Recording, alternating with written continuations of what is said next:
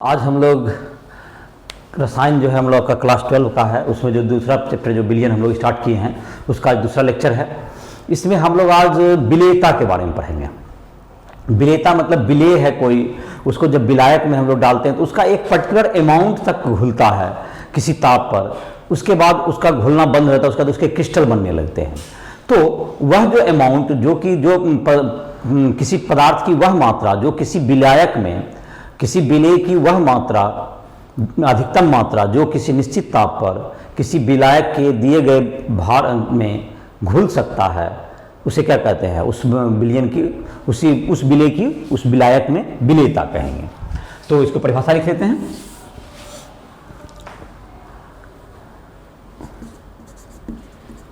विलेय की अधिकतम मात्रा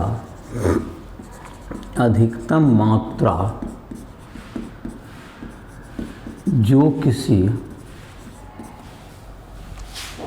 निश्चित ताप पर किसी विलायक के दिए हुए द्रव्यमान में, विलायक के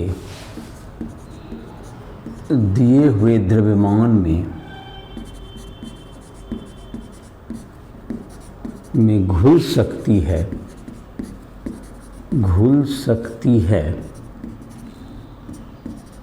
उस विलेय की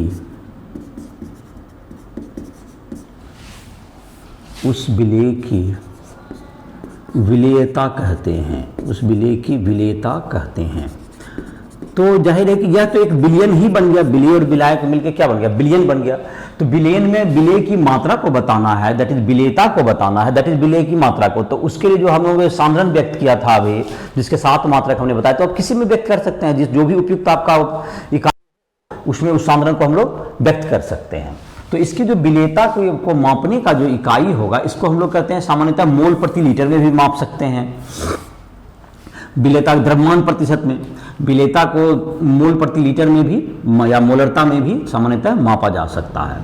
विलेयता को मोल प्रति लीटर या मोलरता में भी व्यक्त कर सकते हैं। मोलरता में भी व्यक्त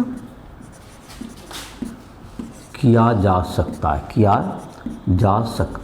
है। इसको उसमें भी व्यक्त कर सकते हैं। तो ये मोल प्रति लीटर में। अब बात रहा कि कोई विलयन में, कोई विलायक में कोई विलेय घुलेगा, जैसे कि पानी में हम लोग देखते हैं तो बहुत सी चीज़ घुल जाते हैं। लेकिन अगर पानी में कोई भी कार्बनिक यौगिक दे दें, जैसे कि कोई भी मीथेन दे दें, इथेन दे दें, या तुमको और भी कोई भी गैस दे दें, इसमें जैसे किरासन तेल डाल दें, तो ये सब घुलनशील नहीं होता है, इसकी घुलनशीलता नहीं के बराबर होती है। तो ऐसा क्या विशेषता होता है विलेय और विलायक में कि विलेय और विलायक के जो कि अंतर आणविक बल अगर एक समान होते हैं, जिसको कहते हैं कि लाइक डिजॉल्व लाइक, जब विलेय एवं, इसको लिख देते हैं, जब विलेय एवं विलायक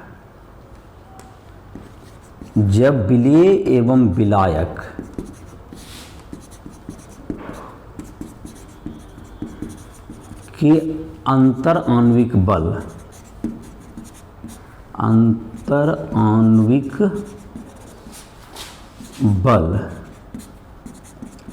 एक प्रकार के होते हैं,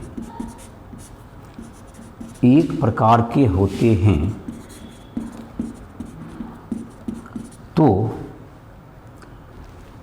वह घुल जाती है। इसको हम लोग एक कहते हैं लाइक डिजॉल्व लाइक, एक प्रोवर्ब है इसके लिए, लाइक डिजॉल्व लाइक, मतलब कि एक तरह के बॉन्ड वाले यही एक तरह में घुलेंगे। जल एवं अल्कोहल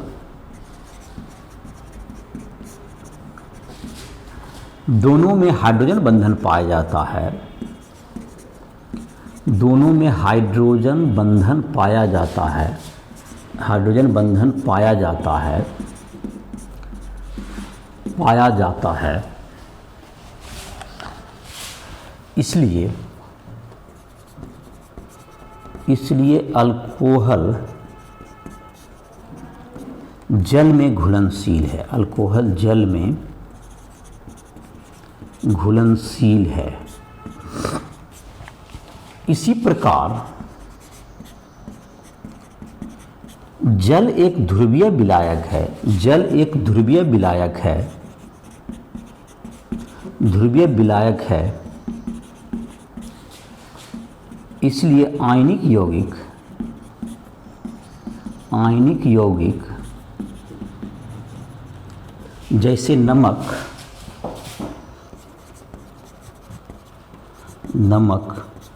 जल में घुलनशील होते हैं। लेकिन इसमें जो है तुमको जिसमें कि आयनिक का गुण नहीं है, जिसमें कि लेकिन अध्रुवीय अणु तुमको क्या होता है, इसमें घुलनशील नहीं होते हैं। लेकिन अध्रुवीय अणु जल में घुलनशील नहीं होते हैं। लेकिन अध्रुवीय अणु जल में अघुलनशील होते हैं। जल में अघुलनशील होते हैं। किंतु कार्बनिक घोलक जैसे बेंजीन, ईथर इत्यादि में ये घुलनशील होते हैं। तो ये समझ में आ गया होगा तुमको कि जब कार्बनिक घोलक, अगर कार्बनिक जब अध्रुवीय विलायक है तो अध्रुवीय विलेय उसमें घुलेगा, और ध्रुवीय है तो ध्रुवीय जैसे जल है तो उसमें आयनिक वाले घुल जाएंगे, या हाइड्रोजन बंधन के तुमको दोनों में पाया जाता है तो हाइड्रोजन बंधन वाले घुल जाएंगे। जैसे अमोनिया में ध्रुवणता उतनी ज़्यादा नहीं है, वो आयनिक नहीं बनता है, उसके बावजूद भी उसमें हाइड्रोजन बंधन बनने के कारण अमोनिया भी जल में घुलनशील होता है। अमोनिया, हाइड्रोजन फ्लोराइड, या तुमको जल, या तुमको अल्कोहल, ये सब क्या होते हैं, जल में घुलनशील होते हैं सामान्यतः। और ये तुमको हो गया कि हाइड्रोजन बंधन का, तो ये तुमको हो गया कुछ विलेयता के बारे में कुछ जानकारी कि कौन सा विलेय। तो इसमें जैसे विलेयता तो बंधन को देख लेंगे, रासायनिक बंधन पढ़ा होगा, तो उसमें आधार पर बंधन में देख लिया किसमें आयनिक है तो वो जल में घुलनशील हो जाएगा सामान्यतः। और कुछ ऐसे भी होते हैं जो अपवाद भी होते हैं, तो अपवाद अलग बात है। अब हम लोग देखेंगे इसमें कि कुछ विलयन के जैसे प्रकार हैं, जैसे कि संतृप्त विलयन एक कहते हैं हम लोग। संतृप्त विलयन वो हो गया कि जिस विलयन में कि और अधिक विलेय की मात्रा नहीं घुल सकती है किसी निश्चित ताप पर, तो वह उसका क्या कहलाएगा, संतृप्त विलयन हो गया। और दूसरा हो सकता है असंतृप्त विलयन, जिसमें कि और मात्रा घुल जाए वो क्या होगा, असंतृप्त विलयन। और तीसरा हो सकता है अति संतृप्त, जब उसमें उसके क्रिस्टल बनने लगे तो उसे हम लोग अति संतृप्त विलयन कहते हैं। तो संतृप्त विलयन और असंतृप्त विलयन, सैचुरेटेड सॉल्यूशन, अनसैचुरेटेड सॉल्यूशन और ओवर सैचुरेटेड सॉल्यूशन। तो संतृप्त विलयन क्या हुआ, जब किसी विलयन की जब किसी विलायक में जब कोई विलेय डालते हैं तो उसकी और अधिक मात्रा ना घुल सके, बल्कि वह जो है तुमको उसके बाद जो है क्रिस्टल बनने लगे उसका, तो समझ जाइए कि यह तुमको विलयन जो है और अधिक घुला नहीं सकता है, तो वह उसको क्या कहेंगे कि वह विलयन क्या हो गया, एक संतृप्त विलयन हो गया। तो वह विलयन एक संतृप्त विलयन हुआ। तो संतृप्त विलयन का तुमको हो गया कि संतृप्त विलयन में तुमको और अधिक मात्रा उस ताप पर घुलाने की क्षमता नहीं होती है, जबकि असंतृप्त विलयन में तुमको क्या होगा, और अधिक अमाउंट उसमें घुल सकता है। और अति संतृप्त विलयन जो होता है, जिसमें क्या हो जाएगा कि और डालने के बाद उसके जो क्रिस्टल हैं, जैसे कि तुमको वह नीचे जो उसके पेंदी में है बर्तन के जिसमें घुला रहे हैं आप, उसमें क्या हो जाएगा, वह जमा होते जाएगा। तो विलेयता का क्या मतलब हुआ कि विलेयता का अर्थ हुआ कि किसी निश्चित ताप पर विलेय की जितनी मात्रा उसमें घुल सकती है वह विलेयता कहलाती है। और कौन से दो अणु, विलेय और विलायक के जब जो दोनों के रासायनिक बंधन, दोनों के जो अंतराणविक बल हैं, अगर वो समान होंगे, एक प्रकार के होंगे, तो वो यौगिक क्या होते हैं, वो विलेय जो है उस विलायक में घुलनशील होते हैं। तो आप देख लेते हैं हम लोग संतृप्त और असंतृप्त विलयन, संतृप्त एवं असंतृप्त विलयन। संतृप्त का इंग्लिश हो गया संतृप्त एवं असंतृप्त विलयन। संतृप्त विलयन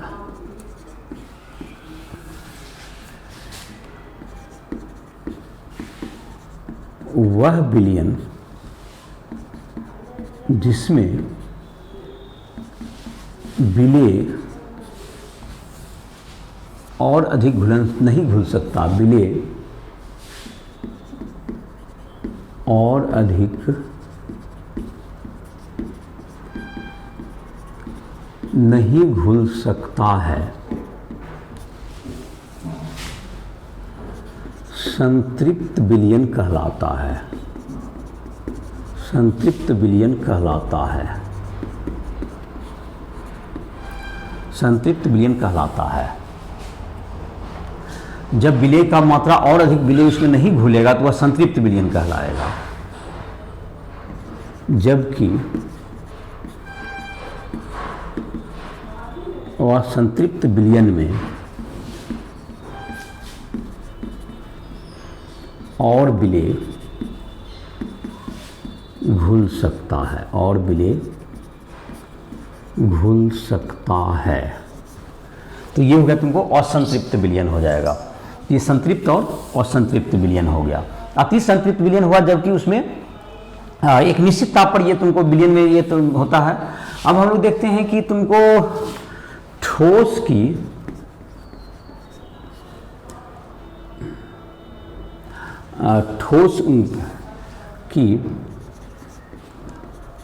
द्रव में विलेयता।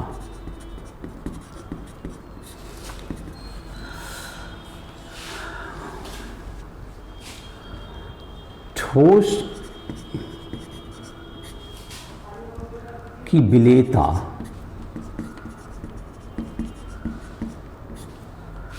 द्रव में ताप बढ़ने पर बढ़ती है जब विलेय की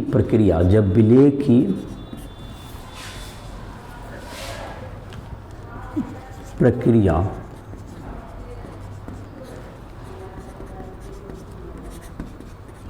उष्माशोषी हो,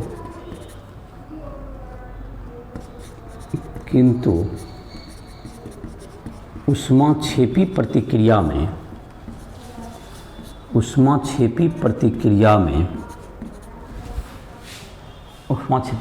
में ताप बढ़ाने पर विलेयता घटती है। विलेयता का अधिकतम मात्रा जो होता है वो घट जाती है, विलेयता घटती है। उष्माक्षेपी और उष्माक्षेपी प्रतिक्रिया वैसा हुआ जो कि विलेय डालने पर वह विलयन गर्म हो जाता है तो वह उष्माक्षेपी हुआ। और जिसमें ठंडा, जैसे कि आप ग्लूकोज या चीनी डालते हैं तो वह ठंडा हो जाता है, ताप बढ़ेगा तो उसमें उसकी विलेयता बढ़ेगी। लेकिन जिसमें विलयन गर्म हो जाता है तो उसकी विलेयता कम हो जाएगी। ठोस की द्रव में विलेयता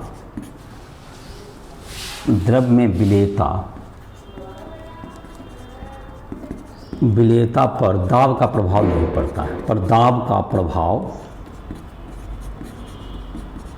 प्रभाव नहीं पड़ता है, तो इसमें इसका कोई प्रभाव नहीं पड़ेगा। गैस की द्रव में विलेयता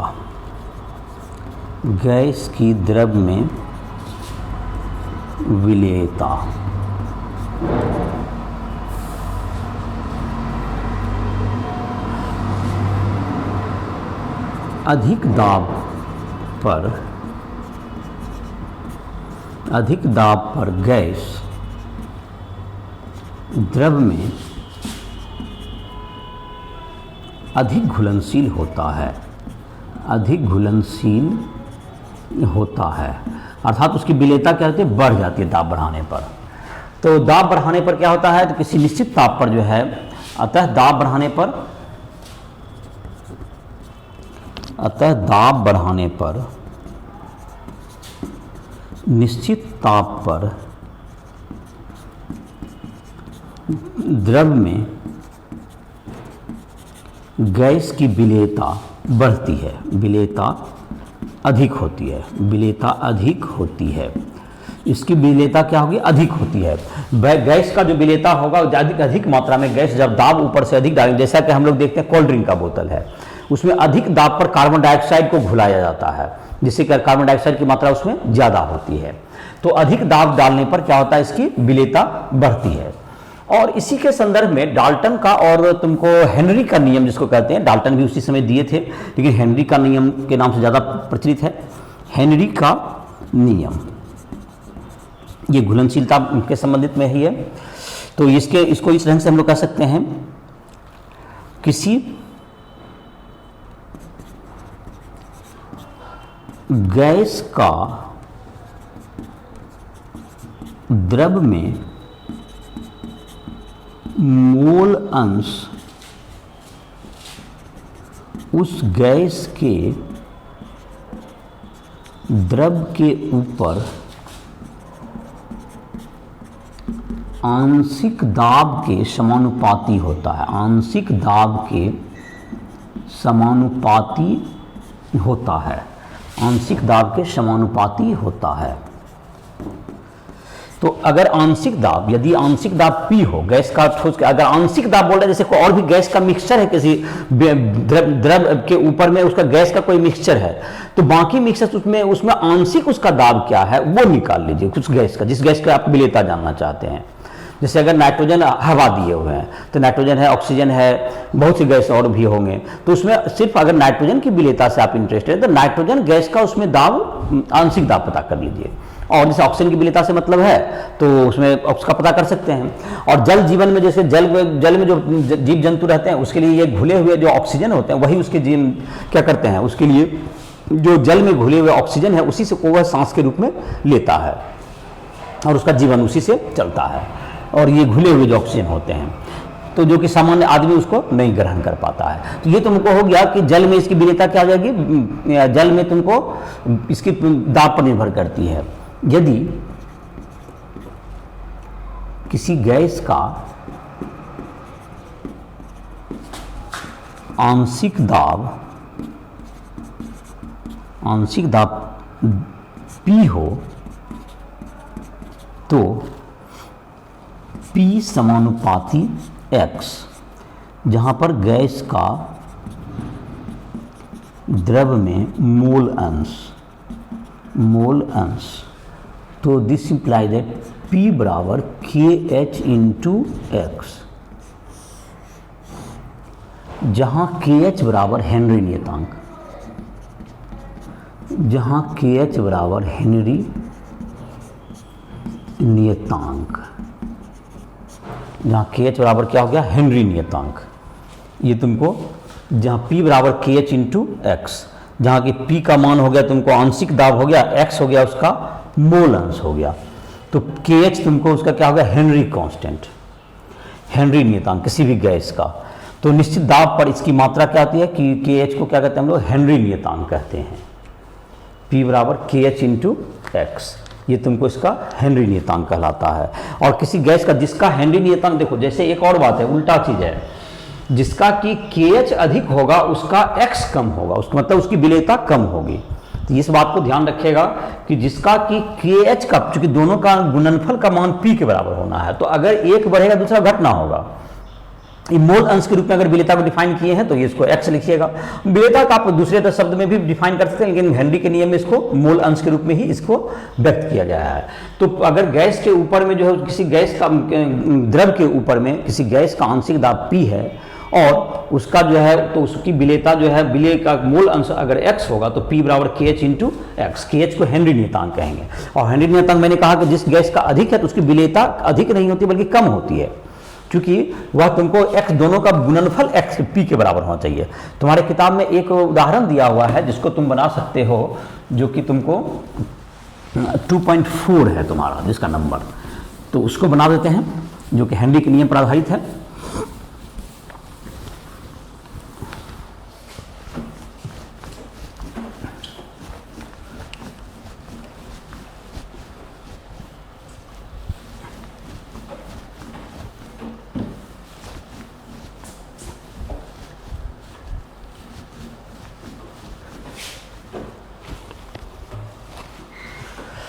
तो जैसे तुमको हेनरी का नियम है, हेनरी का नियम के आधार पर तुमको क्या निकाला गया, किसी गैस का हम लोग विलेयता निकाल सकते हैं कि किसी पी का मान इतना दिया हुआ है तो उसका कितना मोल उसमें उसके बिलियन में क्या होगा, उसका घुला हुआ रहेगा, यदि अब विलायक का द्रव्यमान पता हो।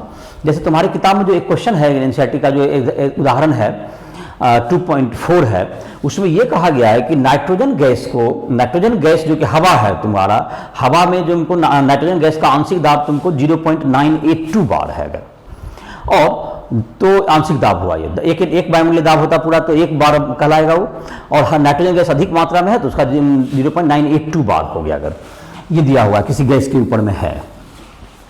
और तो उस जल के 1 लीटर में नाइट्रोजन गैस के कितने मिलीमोल घुले हुए हैं, जबकि नाइट्रोजन का तुमको दिया हुआ है कि KH का मान 76.48 किलो बार होता है अगर किसी निश्चित ताप पर दिया हुआ, जिस ताप की क्वेश्चन में चर्चा है रूम कमरे के ताप पर। तो इसका आप लिख लेते हैं एनसीईआरटी उदाहरण 2.4, इसको देख सकते हो। तो इसमें नाइट्रोजन गैस का तुमको दिया हुआ है कि नाइट्रोजन गैस का जो है partial pressure of nitrogen is equal to 0.982 bar, जहाँ तक मुझे याद है, देख लोगे थोड़ा बहुत आगे पीछे हो सकता है। इसका KH फॉर N2 गैस के लिए जो ताप पर दिया हुआ है तुम्हारे क्वेश्चन में, उसका दिया हुआ है 76.48 किलो बार ये तुम्हारा है। तो इसमें क्वेश्चन कहा गया है, तो क्वेश्चन को चाहिए मिलीमोल ऑफ N2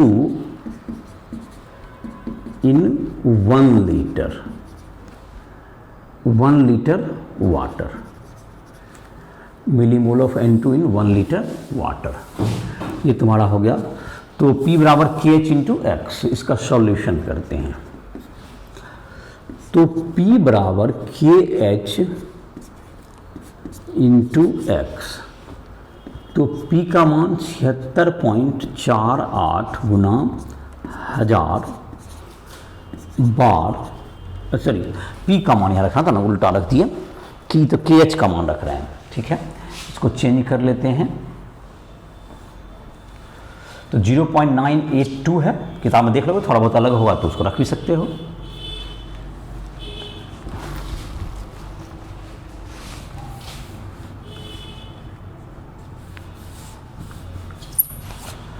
.982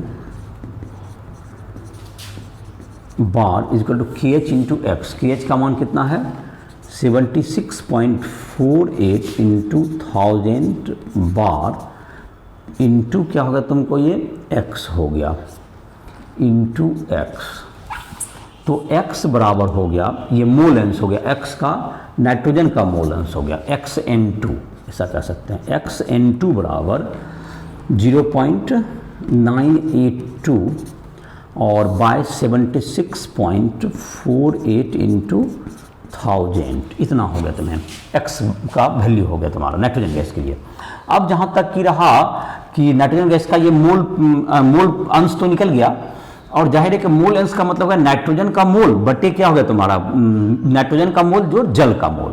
तो नाइट्रोजन का मोल यह तो इसके तुलना में 0.982, ये तो 1 से भी कम है, और ये कितना बड़ा क्वांटिटी है ये देख सकते हो 76,480 है। तो ये 1 से भी कम है 76,480, तो इसकी तुलना में तो ये क्या मोल का, इसका मतलब कि इसका मोल बहुत कम है। तो नीचे में जो कि जल का मोल है उसको हम लोग क्या कर सकते हैं, उसको रिजेक्ट भी कर सकते हैं, N2 का मोल जो जल के मोल के रिस्पेक्ट में रिजेक्ट भी कर सकते हैं।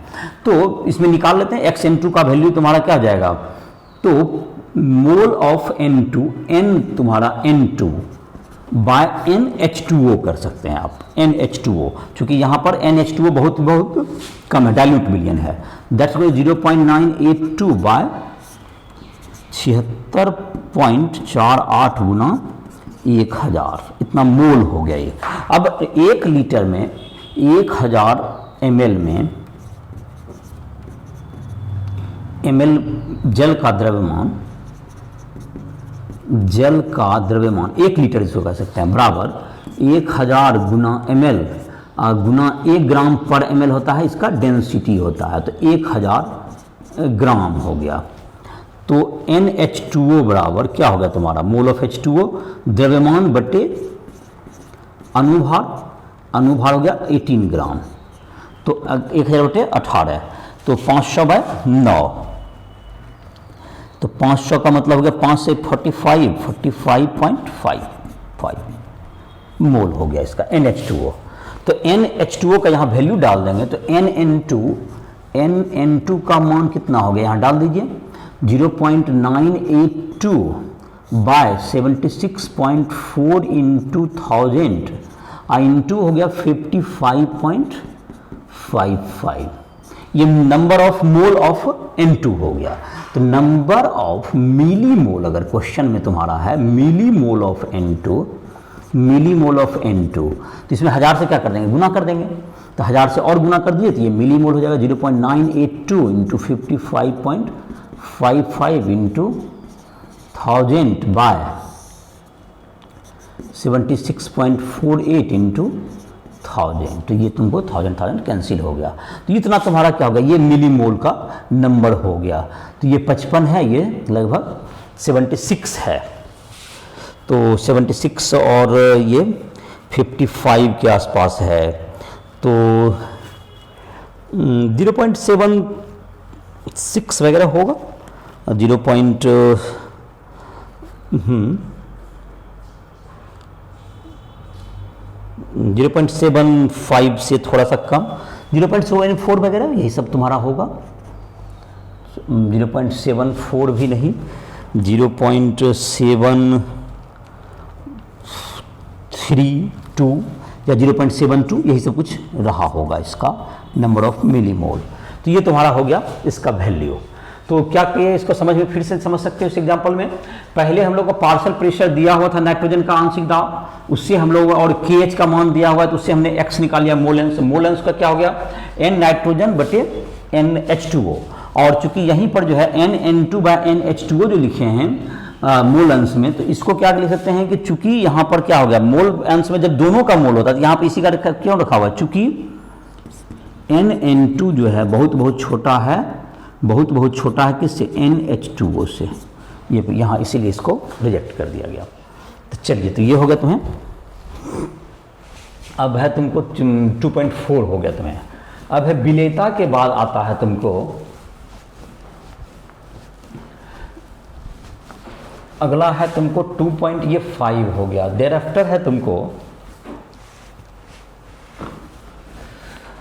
विलेयता के बाद इसका जो है तुमको हेनरी के नियम का कुछ दिया हुआ है कि तुमको इसका उपयोग क्या है, जैसे कुछ उदाहरण के रूप में हेनरी का नियम, या तुमको कह सकते हैं ताप के जहाँ तक की इसकी विलेयता पर गैस की विलेयता, जैसे कि लेसतेलिए नियम के मुताबिक, जैसे कि ताप का पर विलेयता पर, गैस की विलेयता पर ताप का प्रभाव। तो गैस की विलेयता जो है तुमको लेचेटेलियस प्रिंसिपल जो कि साम्यावस्था के अनुसार, जैसे कि ऊष्माशोषी अगर प्रक्रम है तो ये तुमको क्या होता था, जैसे ठोस में ऊष्माशोषी में क्या होता था, उसकी विलेयता बढ़ती है लेकिन ऊष्माक्षेपी में घटती है। तो गैस के बारे में जहाँ तक, गैस की जो गैस को जब पानी में घोलते हैं तो यह ऊष्माक्षेपी प्रक्रम होता है, इसलिए कभी भी गैस की विलेयता क्या होगी, ताप बढ़ाने पर घटती है। गैस की विलेयता पर ताप का प्रभाव लिख देते हैं यहीं पर। गैस की द्रव में विलेयता ताप बढ़ने पर घटती है, चूंकि यह ऊष्माक्षेपी प्रक्रम है,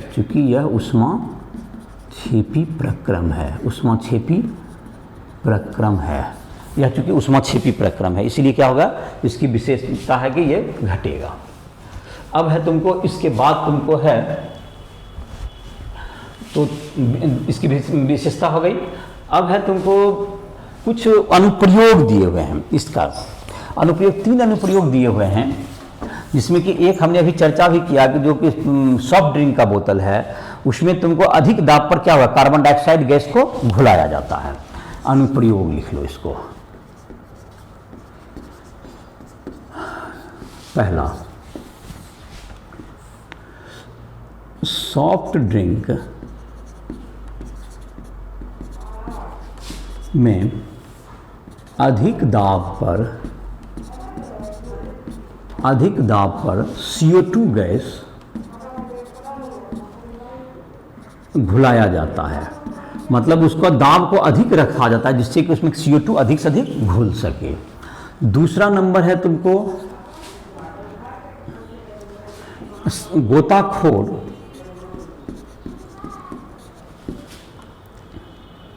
के श्वसन के लिए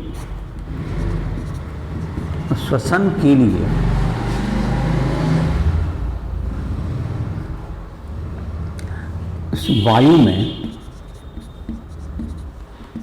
हीलियम जैसे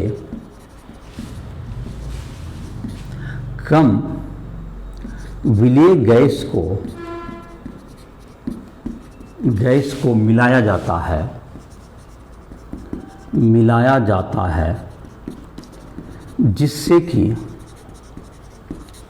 समुद्र के अंदर दाब बढ़ने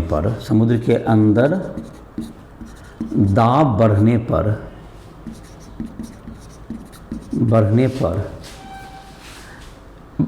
ब्लड में, रक्त में N2 की मात्रा बढ़ नहीं पाए। और नहीं तो दाब बढ़ेगा तो उसकी मात्रा क्या हो जाएगी, ज़्यादा विलेय हो जाएगा उसका, और ज़्यादा विलेय हो जाएगा तो उसके बाद क्या होता है, जब वो जो है बढ़ नहीं पाए, जिससे बाहर अगर ज़्यादा मात्रा हो जाए, जब वो आप ड्राइवर बाहर निकलता है तो उसमें जो है N2 गैस बाहर एकाएक निकलना चाहता है, जिससे कि उसमें रक्त में उसका बुलबुला बन जाता है, जिससे काफ़ी दर्द होने लगता है और यह जानलेवा भी साबित हो सकता है। इसीलिए उसमें क्या किया जाता है, 11% 12% तक इसको बढ़ दिया जाता है, हीलियम गैस भर दिया जाता है, और नाइट्रोजन गैस का मात्रा को 56% तक उसको रिड्यूस कर देता है। तो ऑक्सीजन गैस तो रहता ही है, ऑक्सीजन और हीलियम भी उसमें 11% 12% मात्रा में डाल दिया जाता है। तीसरा कह सकते हैं, ऊंचाई पर हवा का दाब कम होने के कारण ऊंचाई पर रहने वाले लोगों में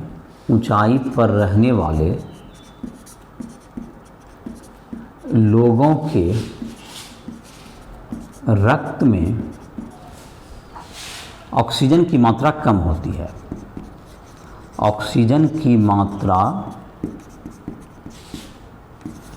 कम होती है जिसे एनऑक्सिया कहते हैं, इसे एनऑक्सिया कहते हैं। तो एनऑक्सिया मतलब इससे आदमी का जो है सोचने समझने की शक्ति भी कम होता है। इसलिए अक्सर बोलते भी ऊंचाई पर जो लोग रहते हैं उसके वह काफ़ी मतलब भोले भाले होते हैं पहाड़ पर के लोग, क्योंकि उसका जो है तुमको उसके ब्लड में ऑक्सीजन की मात्रा कम होती है। यह भी इसका एक कारण माना जा सकता है कि उनके जो है सोचने समझ, चूँकि उन एनॉक्सिया का कारण होता है। तो ये तुमको 3 अनुप्रयोग दिए हुए हैं। विलेयता का तुमको इस लेक्चर में विलेयता के बारे में देखा, उसके बाद टेस्ट प्रश्न भी दिए हुए हैं तुमको।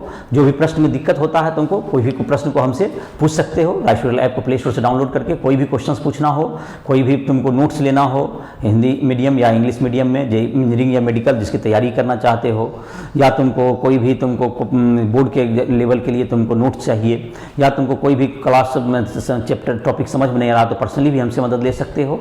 और नहीं तो तुम जो है राइस ऐप पर जा करके लाइव क्लासेस भी ज्वाइन कर सकते हो। तो इसी साथ इस लेक्चर को समाप्त कर रहे हैं।